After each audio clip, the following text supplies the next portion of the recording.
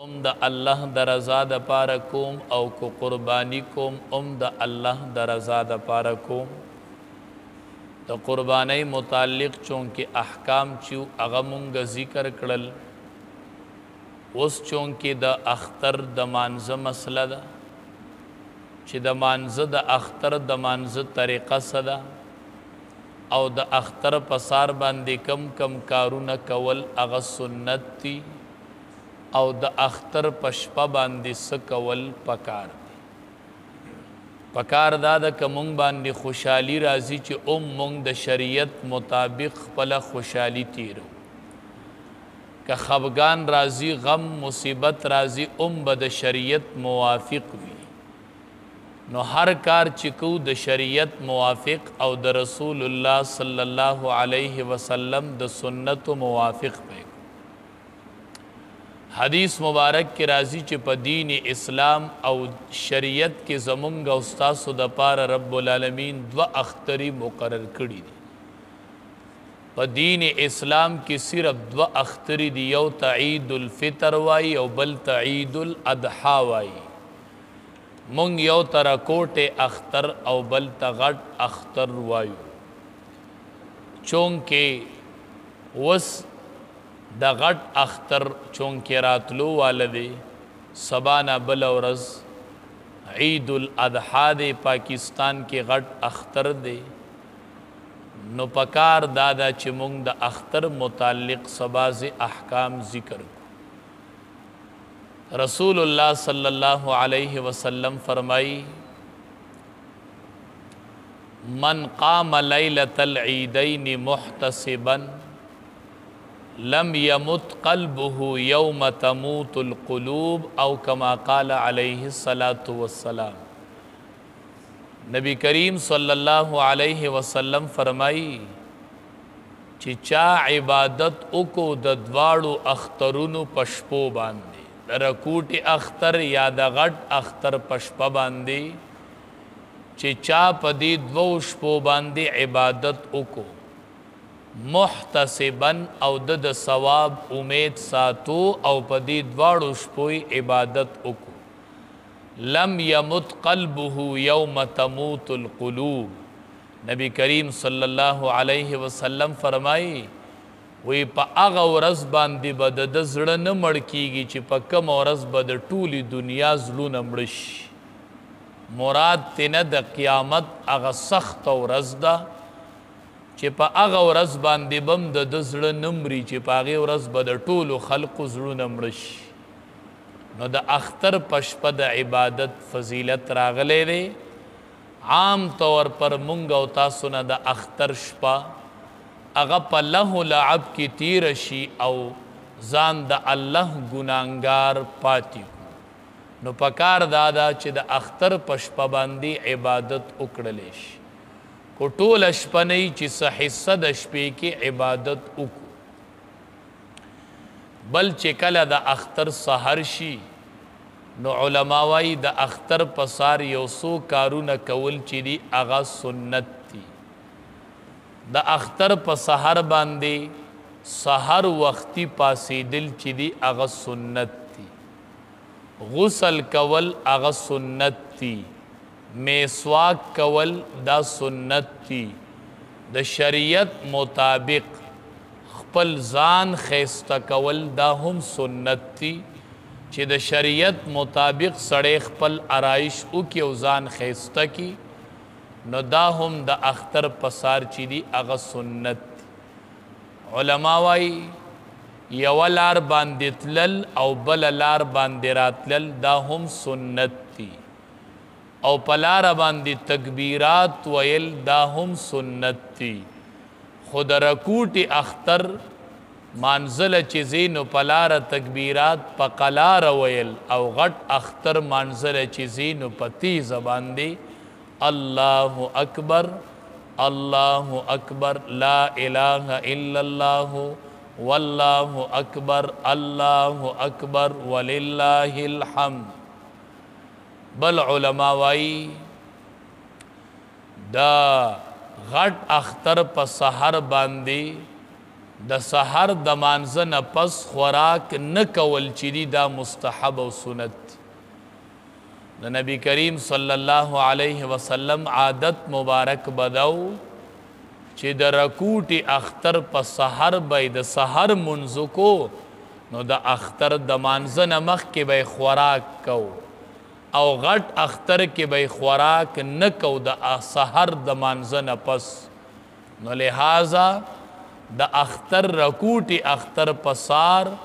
د سحر مانځه نه پس خوراک کول مستحب او سنت دي چې سړی لږ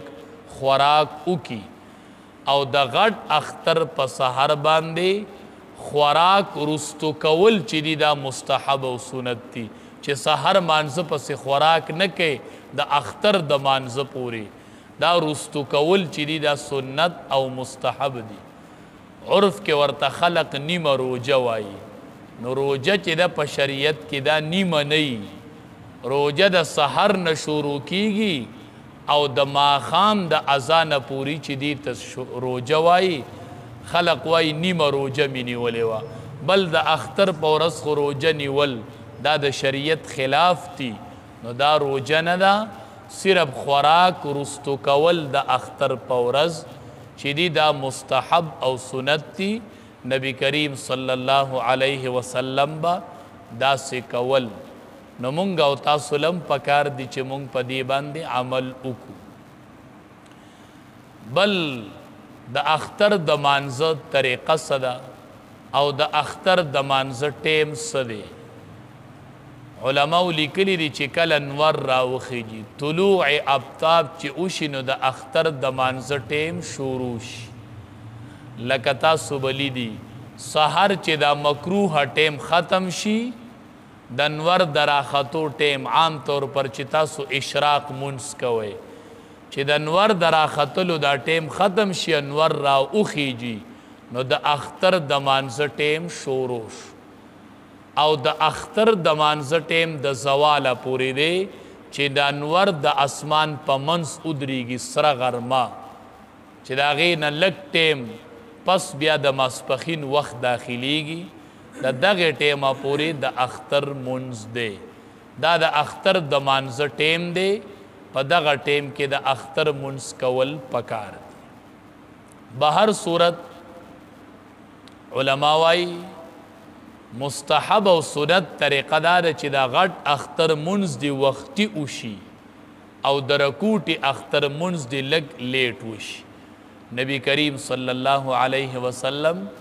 یو صحابي یو ځای کې مقرر کړی او هغه ته خط ولیږو. هغې کې ورته لیکلي و چې دا غټ اختر منځ وختي کوه او د رکوټي اختر منځ لږ لیټ کوه ځکه غټ اختر مانځه پسې وروستو د قربانۍ عملي نو دا چې وختي وکړلی شي نو دا بهتر دی. بهر صورت بعضې ملکونو کې چونکې بیماری ده حالات خراب دي مساجد بند دي هغې بار بار د اختر د مانځه تپوس کوي چې زمونږ د اختر د مانځه به څه حال وي چې جوماتونه بند دي د بیماری په وجه باندې جومات ته تللی نه شو نو زمونږ به د اختر د مانځه څه حال وي خصوصا مسافر خلق چې کم متاثر دي او خپلو دیرو کې دي او خپلو کورونو کې دي. مونږ خو تاسو تم وایو بار بار وایو دعا ورته کوئ چې الله حالات ښایسته کړي او الله خپل وطن ته راولي. دا څه اختري چې سړي خپل بچي نه وي خپله بیبي نه وي مور او پلار نه وي خپل وطن نه وي دا به څه اختري دا په هغوی خوږ نه لګي. ټول دعا ورته کوئ چې الله صحیح سالم ټول مسافر د ټولو ملکونو خپل وطن ته په خیر او په عافیت راولي او چې اختر راځي چې دی خپلو کورونو خپلو وطن کې او خپلو بچو سره یو ځای اختر تیر کړي. بهر صورت علما وایي کم شرایط چې د جمعې د مانځئ نو هغه د اختر د مانځئ چې کم ځای د جمعې منځ کیږي نو هلته د اختر منځ هم کیږي. په کومه علاقه باندې چې د جمعې منځ واجب دی په هغې د اختر منځ هم واجب دی. نو عام طور پر چې کم ممالک تی په دې ټولو کې جمعه کیږي او جمعه پې واجب ده نو په دې باندې د اختر منځ هم واجب دی چې په چا باندې جمعه واجب وي اوس د بیماری پیش نظر دی مساجدو ته نشي تللی نو علما وایي لازمي نه ده چې دی د خامخا جمعات ته لاړ شي یا د عیدګاه ته لاړ شي د دې دپاره دا روا دي چې دی د اختر منځ په دیره کې هم کولی شي په کور کې هم کولی شي په یو ډاک کې هم کولی شي خپله دیره کې دندم د اختر منځ کولی شي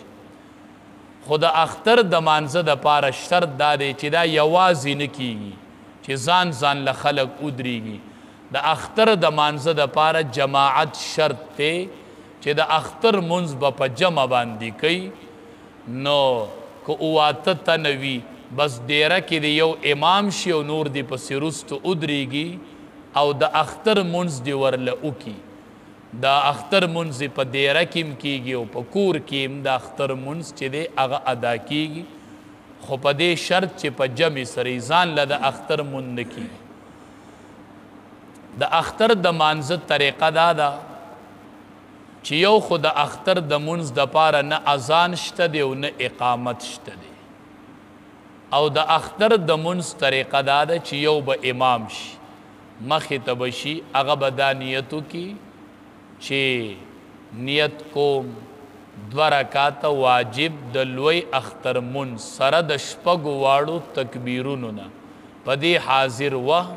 که امام نو هغه دی وی په دې حاضر وه الله اکبر که مقتدی په دې حاضر وه په دې حاضر امام پسې الله اکبر نو داسې نیت ته اتړي امام بم نیت اتړي او مقتدیان به پسې وروستو نیت اتړي امام بم سبحانک اللهم نمون شروع کی په پټه باندې او مقتدی بم دغه ووي چې کله امامم د ولا اله غیرک پورې منځ به ووي او شاته به مقتدی هم ووایي چې دې نه فارغ شو امام به اعوذ بالله من الشیطان الرجیم بسم الله الرحمن الرحیم چې امام کله ولا اله غیرک ووي مقتدیانم ولا اله غیرک اوی داغی نپس پا امام 3 تکبیرات کی امام بلاس اچت کی پتی زبوائی اللہ اکبر لاسون بزوڑن کا تکید وقت لگ سات وقت پا پکی کی بیا با امام وی اللہ اکبر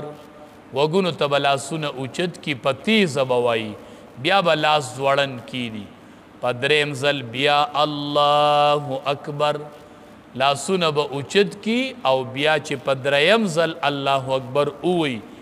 نو لاسون با دنام دلاندی کی دی او منز با شروع کی پٹ باندی با اعوذ باللہ وی بیا بسم اللہ بیا با دا الحمدنا من شروع کی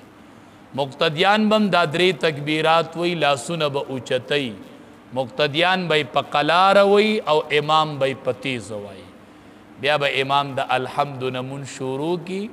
سورہ فاتحہ با اوئی بیا با پسی قرت او کی بیا با رکات او کی یو رکات پا دی طریقہ ادا شو دویم رکات لچے پاسی نو پا اول رکات کی دا تکبیرات دا ولا الہ غیرک نپس ویلیو او پا دویم رکات کی چی دے تکبیرات وائی نو چی الحمدم ہوئی او رستو پسی سورتم ختم کی نو چی رکو للانی تلے پا دقا ٹیم کی با امام بیا لا سوچت کی اللہ اکبر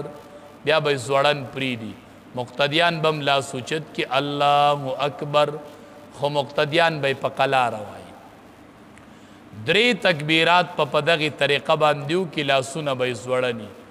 سلورم تکبیر چی او کی پاغی با رکو للاڑش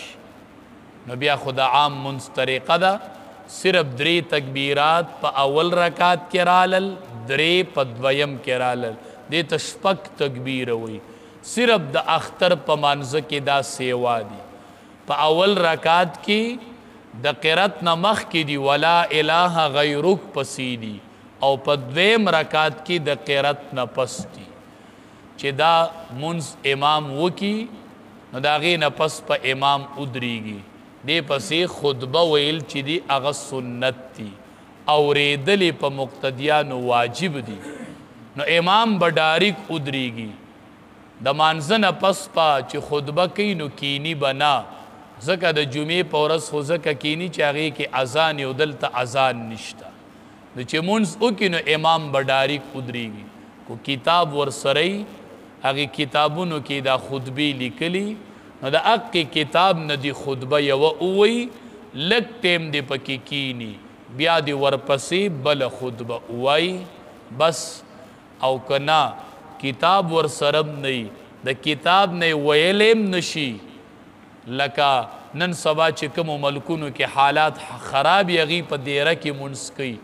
نه د کتاب نه ویلی شي او نه ورسره کتاب شته نو بیا هغې طریقه دا ده چې پاسې نو الحمد دي ووایي یو دوه درې صورته دي د قرآن کریم ووایي د اخري صورتونو نه او درود شریف تی پکې ووایي بیا دې کینی بیا دې پاسې بیا دې الحمد ووایي بیا دې دوه درې صورته لنډي ووایي او درود شریف تی ووایي بس دواړه خطبې ادا شولې دا دوه درې صورته خو هر چاله ورځي نو دوه درې صورته دې ووایي د هغې نه پس خطبه مکمل شوله او منځ هم مکمل شو نو په دغې طریقه باندې د اختر منځ دی بیا هم کو چونکې چاته د اختر د مانځه متعلق څه مسئله یا د قربانۍ متعلق څه مسئله نو موږ نه هر ټیم تپوس کولی شي او چونکې بیا به د نن نه چونکې درس چوټي که خیر د اختر نه پس په بیا درس کوو او انشاءالله سبا نه به تکبیرات شروع کیږي سحر مانځه پسې او سبا د عرفې روجه هم ونیسئ او سبا نه تکبیرات هم شروع کو رب العالمین دې عمل کولو توفیق راکړي کریم الله مونږ ټولو نه رضا شي کریم الله دا غټ اختر چې را روان دی کریم الله دا خوشحالي زمونږ د ټولو مسلمانانو د امت مسلمه روزي کې کریم الله دا خوشحالي زمونږ روزي کې کریم الله مونږ له پکې د عبادت توفیق راکړي مونږ له پکې د عبادت توفیق راکړي کریم الله چې څومره ملکونو کې مسافر دي هر ملک چې دي کریم الله د چا سبا اختر دی د چا بله ورځ دی کریم الله د اخترونه روزي کې کریم الله د عبادت توفیق ورله ورکې کریم الله په خیر او په عافیت خپل وطن ته راولې کریم الله کاروبارونه یې کولاو کې کریم الله بند لارې ازادې کې